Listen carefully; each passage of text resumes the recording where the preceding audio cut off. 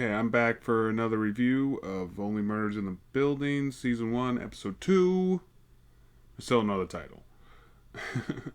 Maybe I should start looking these up before I start reviewing things. I'll look it up, whatever. Who is Tim Kono? Is the name of that. And in this one, we do actually delve into Selena Gomez's past.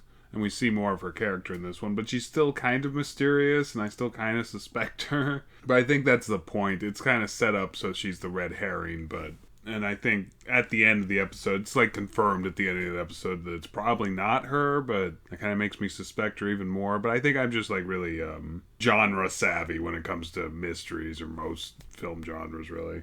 This one wasn't as funny as the first one. There were some jokes. There were a lot of like really passive-aggressive comments between Steve Martin, Martin Short, and that was like almost a full episode almost. And actually it kind of shows that even though these three people are like best of friends right now, they're still like lying to each other. And Selena kind of figures out that Steve Martin was lying to her about something in the last episode, but then he like doubles down and is like, no, that was the truth. It's just that much of the dialogue in those shows were my dialogue, and it was the truth, or something. He said something like that, but because she discovers it because it's like old dialogue from that show that he was on back in the past. But it kind of makes me think that he's just reliving his past in a lot of ways, like reliving the golden days in a way, just that he sees this as just him being Brazos again. And maybe he does have a hard time seeing like the difference between that character and himself. It's hard to say at this point. I'm hoping it's a little more clear in the coming episodes. I'm sure it will be. It feels like they're setting something up for him with that.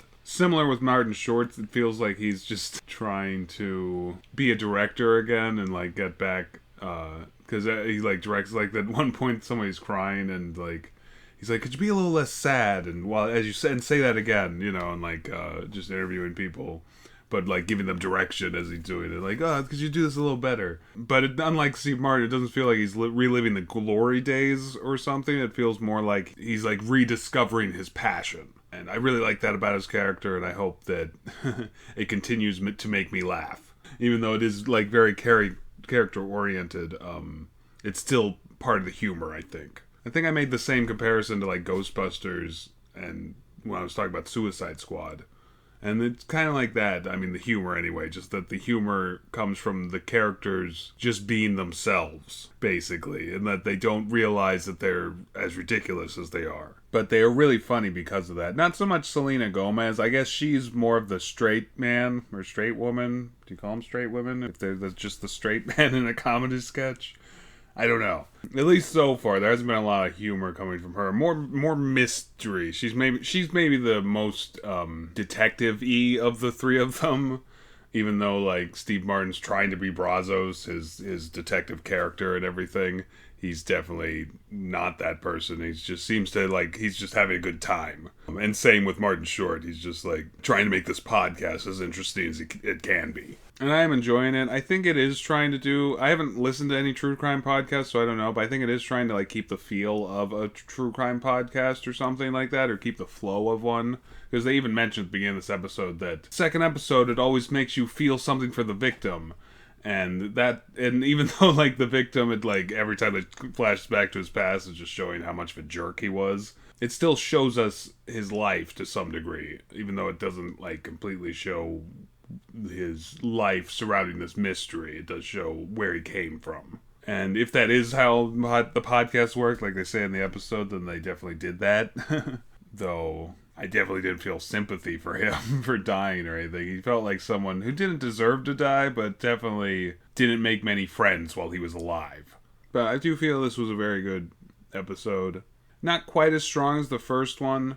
Not quite as funny either. More just building up this mystery, I think, that they have going on. And also, like, showing a little bit more of how Selena's involved in all this. She's definitely the most mysterious of the three, and the most suspect of the three. Even though they do something in this episode. I mean, it still kind of builds up just the way they frame her and how they the framing her in the story. I mean, not framing her like you do on cop shows. He was framed. I think that they're just setting her up to be a red herring, like I said earlier. Which if you didn't know, it means it's a false lead, so that she seems like she's the killer, maybe, or at least has something to do with it. But then it turns out later, like, oh, no, she's fine. She's innocent. But at this point, I don't really know. Even with my genre savviness or whatever, it's like hard to say because a lot of people, really good mystery writers, know how to play with your genre savviness because they know that a lot of people who see a lot of mysteries or read a lot of mysteries and more or less can guess like, oh, the butler did it, you know. That's why that's a cliche almost. And so everyone starts making the butler the red herring, and then, you know, then it surprises them in the end when it's not him. But that's why it's then therefore surprising when they make him the red herring, so you think that, oh, you know, this is obviously just the mislead. And then it is him anyway. Oh, they surprised us again. You know, it's just so many back and forths like this.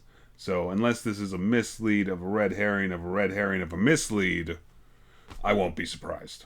Anyway, I did enjoy this episode a lot. I think I'll give it an 8 out of 10 because it didn't feel like quite as strong as the first one and not quite as funny, so it didn't really have that elevated feel to it.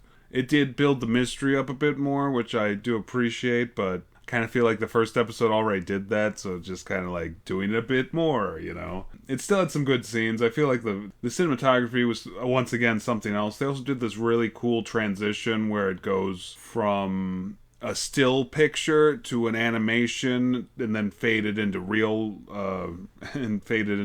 life or whatever. Live action, right.